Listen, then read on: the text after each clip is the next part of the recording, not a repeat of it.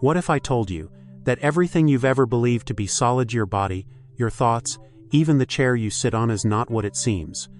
What if the entire universe is not built from matter, but from movement? Not random chaos, but a hidden rhythm, an eternal hum echoing through every grain of sand, every star in the sky, and every dream you've ever had. This is not a poetic metaphor. This is a forgotten truth whispered in ancient temples, encoded in the Hermetic texts, and echoed in quantum science today: the law of vibration. Before the law of attraction, before manifestation became a buzzword on social media, there was a deeper, more arcane principle: the law of vibration. A truth known to Egyptian priest scientists, Vedic sages, and Gnostic mystics. It was never meant to be a self-help trick. It was meant to be a key to decode reality itself. To understand this law is to understand the primal mechanism behind creation, perception, and transformation. It is the reason ancient sound rituals could heal the sick, why sacred chants echoed in caves and temples, and why your emotions, your thoughts, and your very state of being create ripples in the invisible tapestry of the cosmos. In this journey, we will pierce the veil. You will learn why the ancients guarded this law as a sacred mystery. You'll discover the deeper, esoteric meaning behind vibration, not just as frequency, but as conscious motion, as the breath of spirit moving through form. We will explore how thoughts and emotions are not isolated states, but vibratory signatures, real, energetic patterns that interact with the fabric of reality. And most importantly, you will learn how to align with this universal rhythm, how to wield it, tune into it, and let it reshape your life from the inside out. So the question is, are you ready to hear what the mystics were never supposed to say out loud? Because once you understand this law not as theory, but as lived truth, nothing will feel accidental again. Long before science spoke of atoms and frequencies, ancient initiates spoke of vibration not as a theory, but as reality's very heartbeat. The law of vibration is one of the 7 Hermetic principles, as revealed in the mysterious text known as the Kybalion, attributed to Hermes Trismegistus, the mythic figure who bridged the Egyptian god Thoth and the Greek Hermes. He wrote, "Nothing rests, everything moves, everything vibrates." To the untrained ear, these words sound poetic, perhaps even metaphorical, but to the ancient adepts, this was not poetry. It was physics wrapped in mysticism. The ancient Egyptians called this Neteru and motion gods, manifesting through vibrational frequencies. The Vedas spoke of Nada Brahma, the world is sound, suggesting that all creation emerges from sacred sound currents. The Chinese Taoists believed that qi, or life force, flows in rhythmic, wave-like patterns through body and nature alike. Across all cultures, the same idea whispered: the universe is not built from static things but from dynamic energies. This sacred knowledge was never meant for the masses. It was preserved in secret, passed down through oral lineages, mystery schools, temple rituals, not out of arrogance, but protection. The law of vibration, once internalized, grants influence over both inner and outer reality. The wrong hands could use it to manipulate minds, environments, even mass consciousness. This is why the Pythagorean Brotherhood, guardians of sacred geometry and harmonic resonance, only initiated those who proved spiritual maturity. And yet, the echoes survived. In the cathedrals of Europe, in the precision of Gregorian chants, in Tibetan throat singing, in the healing frequency of ancient flutes. All were designed not to entertain, but to tune the soul. Because vibration is not merely sound, it is soul language. Philosophers such as Heraclitus declared, "Everything flows." To him, the universe was in constant flux, not disorderly, but rhythmic. Plato, in his Timaeus, described the cosmos as a living creature made of harmonies. Even Pythagoras believed the planets sang a celestial harmony, musica universalis, or music of the spheres, each orbit emitting vibrational tones, imperceptible to human ears but real nonetheless. In the East, Laozi spoke of the Daothi way flowing like water, shifting like wind. Again, motion, not matter, was the foundation. These were not isolated beliefs. They formed a hidden consensus across continents and centuries. Everything is energy in motion, and every motion carries meaning. With the rise of empirical science in the modern age, the unseen was discarded for the observable. Spirit was separated from matter. Sound became mechanical. vibration was reduced to data on a chart. What was once sacred resonance became just frequency. The law of vibration, so central to ancient cosmology, was buried beneath materialism, mistranslated into pop spiritual slogans, or hijacked by shallow interpretations of the law of attraction. What remained was a diluted echo. But now, we are remembering. Quantum science circles back, revealing that particles are not solid, but fields of vibrating potential. Cymatic sound made visible proves that vibration can organize matter into beautiful patterns, and countless souls around the world are reawakening to an ancient knowing that life is not happening to them, but through them. That reality is not a fixed structure, but a living, vibrating canvas responding to their frequency. To truly grasp the law of vibration, you must first forget what you've been told by self-help gurus and manifestation memes. This is not about thinking positive or feeling good to attract good. That's surface level. Vibration is not just an emotional state, it is the energetic signature of consciousness in motion. It is the hidden pulse of existence, woven into every layer of being from the subatomic to the spiritual. Let's begin where science and mysticism meet. Physics tells us that everything is energy, but what's often missed is this: energy never stands still. Even at rest, atoms vibrate. Your body, your thoughts, your emotions, your beliefs all radiate frequency. You are not a static object in space. You are a resonating field, constantly broadcasting your inner state to the quantum web around you. Now imagine this: the universe, as a sea of vibrating potential, is constantly responding to those frequencies not with judgment, but with harmony. Like a cosmic tuning fork, reality seeks coherence. Whatever you emit, it seeks to reflect. This is not philosophy, it is resonance. Think of yourself as a radio transmitter and receiver. You are constantly tuning in to specific frequencies through your beliefs, thoughts, and emotions. When you're anxious, you tune into stations that broadcast fear, scarcity, and resistance. When you're peaceful, you align with clarity, insight, and synchronicity. The law of vibration says, it's not what you want that shapes your reality, it's what you are vibrating. Desire is just static, unless your internal signal matches what you seek. That's why so many people visualize endlessly, affirm daily, but still attract the same patterns. They're tuned to the wrong frequency, saying one thing but vibrating another. And vibration doesn't lie. Every emotion has a frequency. Anger is heavy, dense, fiery. Gratitude is expansive, light, magnetic. Grief pulls inward, joy radiates outward. Even thoughts, yes. Thoughts have weight. Dense beliefs, rooted in fear or shame, vibrate at lower spectrums. Empowering beliefs resonate higher, shaping the matrix of your perception. This is why two people can walk into the same room and have entirely different experiences. Their internal vibration shapes what they notice, attract, and amplify. And here's the key most miss: your dominant frequency is not what you feel, occasionally it's what you practice consistently. Your rituals, your habits, your inner dialogue, these are the tuning knobs of your frequency.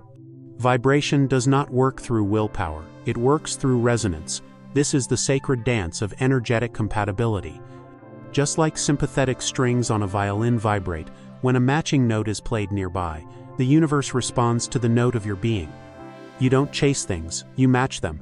This is why mystics across time focused less on external action and more on internal attunement.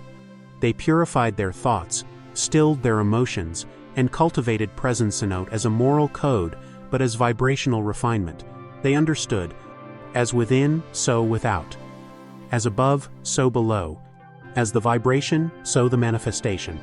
But this raises deeper questions, doesn't it? If vibration determines reality, can we consciously change our frequency? Is there a limit to what we can attract or repel? And if everything vibrates, or what is the original source of this vibration? We'll go deeper, into paradoxes, distortions, and the hidden mechanics of how vibration creates form. But for now, pause, reflect. What are you vibrating right now?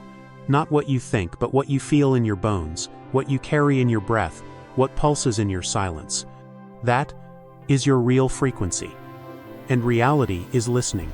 Here's where things become mystical. The deeper you study vibration, the more you encounter a profound paradox. At the heart of all motion is stillness. At the center of all sound is silence. This is not poetic fluff, it is a spiritual principle wrapped in a scientific riddle. Every vibration originates from a source, but the source itself? It doesn't vibrate. It is. Call it the divine, the absolute, the void, the Tao. In esoteric traditions, this source is pure consciousness, unmoving, infinite, eternal. From it, all frequencies emerge like ripples from a still pond. So while everything vibrates, vibration itself is not the end. It is the language of the divine, not the divine itself. Now imagine vibration as a spectrum. At the highest frequencies, we find pure light, thought, spirit, intangible, fast, subtle. As vibration slows, it condenses into emotion, then sound, then matter, the densest, slowest form of energy. This is why spiritual traditions often describe enlightenment as ascending to higher frequencies, because the higher you go, the closer you return to source, where energy moves faster, lighter, freer. But here's the esoteric truth. It's not about escaping the lower vibrations, it's about mastering the whole spectrum. The alchemist doesn't reject matter, he refines it. The mystic doesn't ignore emotion, she transmutes it. To master vibration is not to live only in the light, but to move freely through all states, light and dark, sound and silence, density and ether. Let's address a common mistake. The law of vibration is not a vending machine where you insert positivity and receive whatever you want. That's a distortion. Many fall into this trap. If I just stay happy, I'll attract money, love, success. But vibration isn't manipulated by surface emotions, it's tuned by deep alignment. You can smile and affirm all day, but if your subconscious is radiating lack, fear, or unworthiness, that is your dominant frequency. And the universe doesn't respond to words, it responds to energetic integrity. This is why ancient teachings emphasized inner purification before manifestation. Not to moralize, but to clear interference. It's like tuning a harp. Until the strings are properly aligned, no matter how beautifully you play it will sound dissonant. There's another layer here, one that few talk about. Vibration becomes powerful when it's coherent. Think of a single laser beam. It's not brighter because it has more energy, it's brighter because all its waves are aligned. That's coherence. And that's what turns vibration into creative force. Your thoughts are waves. Your emotions are waves. Your breath, your heartbeat, your intentions waves. When they're scattered, reality reflects chaos. But when they are in sync, aligned with your highest truth, you become magnetic, not just metaphorically, but energetically. This is why rituals work, why chants and mantras affect consciousness, why focused meditation can shift reality. These are not belief systems. They are vibrational technologies, tools to align and amplify your frequency with precision. Let us go even deeper. In esoteric Christianity and Gnostic texts, there is the concept of the Logos, divine word. In the beginning was the Word, and the Word was with God, and the Word was God. This word is not literal speech. It is vibration as the primal creative force, the first pulse that birthed form from formlessness. In Hindu cosmology, it is Amtha, primordial sound. In Kabbalah, it is Ein Sof, moving through the Sephirot, creating through sound and light. In each tradition, a single idea. Creation is vibration, and vibration is the voice of the divine. To understand this is to understand your own power, not as a creator separate from the universe, but as a vibratory echo of the one source. So we return to you. You, the living instrument. Your life, the song being played. But who is the musician? Is it your thoughts, your soul, or something deeper still? You've now glimpsed the mechanics. But how do we apply this? How do we tune our inner instrument to shift reality? In the next section, we'll descend from the mystical into the practical, ancient methods, modern rituals, and subtle shifts that can change your vibration and your life. Understanding the law of vibration is like discovering the code behind reality. But if that code is never run, never applied, then it's just data. So let's move from philosophy to alchemy, from knowing to becoming.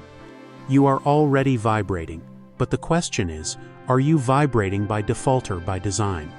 The ancients taught that to shape reality, we must first shape ourselves, not by force, but by frequency. Here are the tools to begin tuning your vibration consciously, with ancient wisdom and practical precision. 1. Breath as frequency control. Your breath is not just life support, it's a vibrational dial. Slow, conscious breathing calibrates your nervous system, stabilizes emotional waves, and aligns your brain waves into theta frequency of imagination, healing, and connection. Try this ancient technique. Box breathing. Inhale 4 seconds, hold 4, exhale 4, hold 4. Do this for 3-5 minutes, eyes closed. Focus on the feeling behind the breath. Calm, open, trusting. This isn't meditation, it's attunement. You're entering a frequency where manifestation becomes receptive. 2. The power of sound, vibration you can hear. The ancients knew that sound shapes reality. Today, we call this cymatics, visible patterns formed by sound waves. What you chant, listen to, or repeat matters. Use vibrational tools. Mantras, like Om, so hum, or your own sacred word. Binaural beats to entrain brainwaves. 432 Hz music, often associated with heart-centered awareness. But don't just hear it, feel it. Let the sound ripple through your body.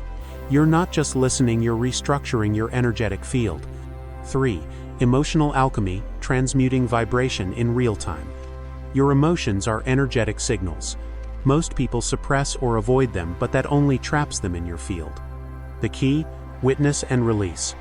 Try this. When you feel anger, grief, or fear, pause. Name it out loud. This is grief, this is anger.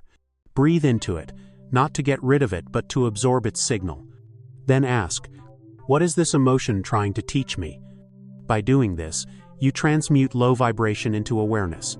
That shift changes your resonance, and resonance changes outcomes. 4. Thought alignment, the vibration of belief. Your thoughts sculpt your vibrational field, but thinking isn't enough, it's the belief beneath the thought that generates your frequency. Ask yourself, what do I really believe about love, money, health, spirit? Do my beliefs expand me or contract me? Every limiting belief carries a specific low-frequency signature. To shift it, identify the belief. Find its opposite, empowering version. Speak it aloud with emotion daily, not to convince your mind, but to retune your frequency field. 5. Presence as power, the highest frequency. All techniques are tools, but the most powerful frequency shifter is presence. When you are fully here-aware, ungrasping, at peace, your vibration naturally rises. This is why enlightened beings don't need to do much, their frequency does the work. Try this. Sit in stillness for 10 minutes a day. No goal, just awareness. Notice the sounds, the breath, the sensations. Feel your vibration settle into coherence. Over time, this becomes your baseline. From that space, manifestation becomes effortless. Remember, vibration is not a button you push, it's a state you embody. These practices aren't quick hacks, they are sacred rituals, repeated with presence, intention, and heart. With each breath, each thought, each act, you are tuning your instrument. And reality is listening. The law of vibration is not just a metaphysical concept, it's the operating system of reality.